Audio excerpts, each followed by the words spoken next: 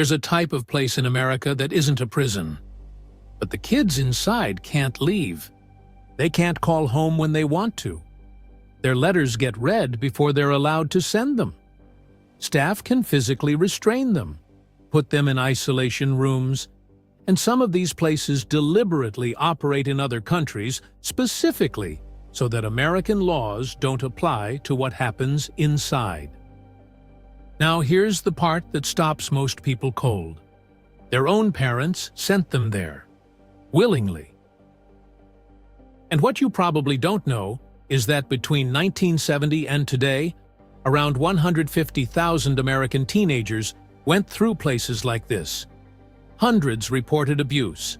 Dozens died. And these places are still open right now, today. Everything I'm about to tell you is documented. Federal reports, court records, congressional hearings, and nobody went to prison. So let's go back to where this started. In 1971, a man named Mel Sembler opened a drug rehab program in St. Petersburg, Florida. He called it Straight Incorporated. The idea was simple enough. Troubled teenagers with drug problems would be placed in a facility where other teenagers would confront them about their behavior.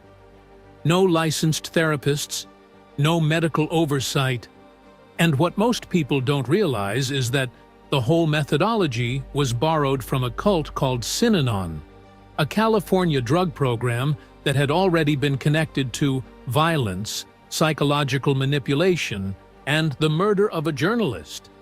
And here's what makes this even harder to believe. Sembler wasn't a doctor, or a therapist, or a counselor. He was a real estate developer. Within 10 years, Straight Incorporated had expanded to 7 states. And if you're wondering how something like this got mainstream legitimacy, consider this. It had the personal endorsement of Nancy Reagan. So what was actually happening inside?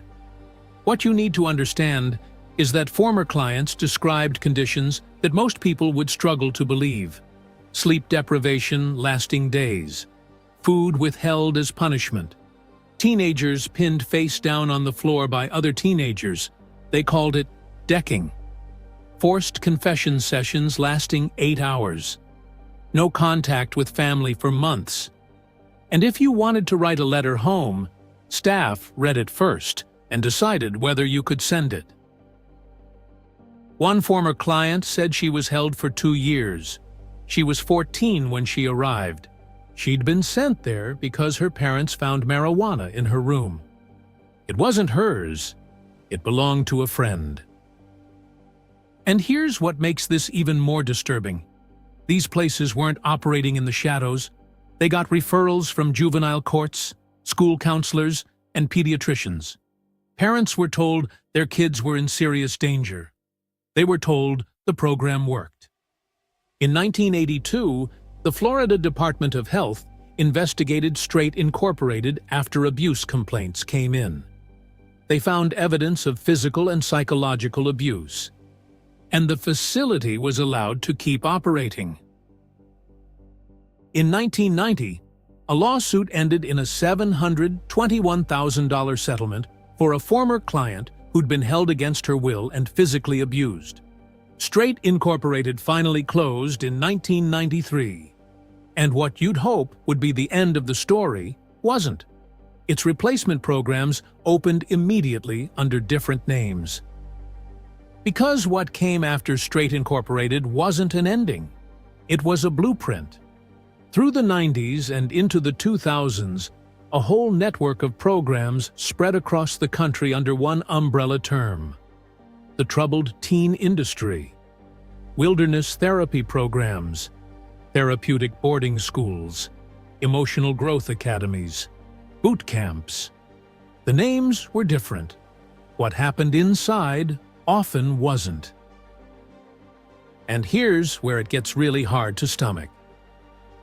In 2007, the United States Government Accountability Office investigated 10 of these facilities. What they found was widespread abuse, including deaths, kids being denied food and water, restraints used extensively, staff with no professional qualifications required in most states, and no federal agency with any oversight authority over any of it. Now think about that. 10 facilities. But 10 facilities wasn't the industry.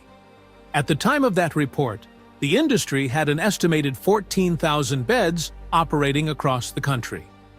The GAO recommended federal legislation. None was passed. Now let's talk about what this actually did to the people who went through it. Because what most coverage of this industry misses is the long-term picture.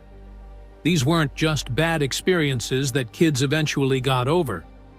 Researchers who studied survivors found rates of post-traumatic stress disorder comparable to combat veterans. Many reported being unable to trust authority figures for the rest of their lives. Relationships with parents were permanently damaged, sometimes beyond repair. A significant number of survivors reported that the programs made their original issues worse, not better. And here's something that should make you genuinely angry. Studies found that teenagers who went through these programs had higher rates of substance abuse as adults than teenagers with similar backgrounds who received no treatment at all. The thing that was supposed to fix the problem was, in many cases, making it worse. One survivor described it this way. She said that when she finally got out, she didn't know how to make a single decision for herself. Every choice had been made for her for 2 years. She was 17 years old, and she didn't know how to exist outside of a system that controlled everything she did. She spent years in therapy as an adult, trying to undo what the program had done to her. The program her parents had paid for because they were told it would help her. And if you're asking yourself how this was allowed to continue, here's your answer. This industry survived because it was profitable, because it was politically connected, and because the people raising the alarm were teenagers. Mel Sembler, the real estate developer who started all of this, went on to become finance chairman of the Republican National Committee. He was appointed U.S. ambassador to Italy under George W. Bush, then ambassador to Australia. But it goes deeper than just Sembler. What most people don't realize is that the troubled teen industry had built a sophisticated network of political relationships over decades. Industry associations lobbied state legislatures against licensing requirements. Operators made campaign contributions, and when investigations did happen, industry lawyers were able to tie them up in procedural challenges for years. There's a document from a 1994 industry conference that was later obtained by investigators. In it, operators are explicitly advised on how to respond to abuse allegations, how to manage relationships with local officials, and how to frame negative press coverage. It reads less like a conference for therapeutic professionals and more like a crisis management manual for people who knew exactly what they were doing and exactly how to protect themselves from consequences. And what most people never heard is that when survivors started organizing in the early 2000s and documenting what had happened to them publicly, mainstream media largely ignored them. The first serious national coverage didn't come until 2020, almost 50 years after Sembler opened his first facility. By then, some of the original survivors were in their 60s. And here's what you need to know. It still hasn't ended. After the scrutiny increased, a lot of these programs just moved. Jamaica, Samoa, Mexico, Czech Republic. Operating abroad means less exposure to American oversight. And here's why that matters more than you might think. When a program operates in Jamaica or Samoa, American parents are still paying American money to send their American children there. But the legal protections those children would have on American soil simply don't apply. Local law enforcement in these countries has limited resources and limited interest in investigating complaints from foreign teenagers. And American consular officials have very narrow authority to intervene in what is technically a private contractual arrangement between a family and a business. Some of these offshore programs have been linked to deaths.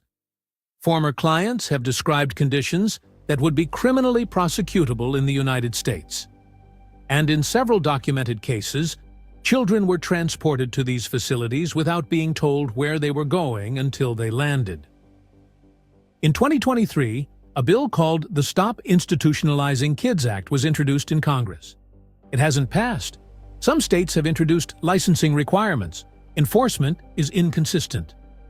And if you went online right now searching for help with a struggling teenager, you'd find the exact same marketing language that existed in 1975. Therapeutic environment, emotional growth, structured support. There's still no federal registry of these facilities, still no mandatory reporting requirement, still no minimum qualification standard for staff. The industry generates an estimated $23 billion a year.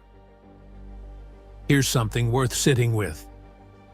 918 people died at Jonestown, and it became one of the most documented events in American history. An unknown number of children were abused across thousands of facilities over 5 decades. The difference is that Jonestown happened in a single day. This happened quietly, one family at a time, in places that looked like schools. The records exist. The court documents exist. The congressional testimony exists. And the next time a parent searches for help with their struggling teenager, they'll find the same websites, the same language, and the same facilities that have been operating since 1971. The industry is still accepting admissions,